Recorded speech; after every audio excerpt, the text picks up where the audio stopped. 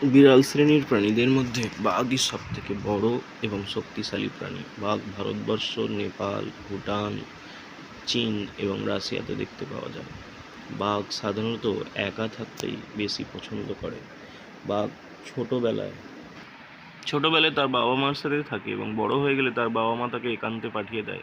বাঘ তার পেট ভরানোর জন্য খরগোশ, হরিণ, বুনো মোষ ইত্যাদি শিকার করে। কিন্তু ভারতবর্ষে বাঘ জলেও সাঁতার কাটতে পারে এবং মৎস্যজীবীদেরও মাঝে মধ্যে তার শিকার বানায়। বাঘ খিদে পেলেই একমাত্র শিকার করে, সে অযথা শিকার করে না।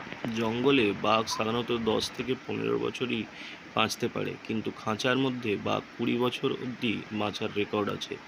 বাঘ তার সঙ্গী খোঁজার জন্যই একমাত্র নিজেদের মধ্যে লড়াই করে। বাঘ বড় অবস্থায় হাতির সাথেও লড়ে যাওয়ার ক্ষমতা রাখে।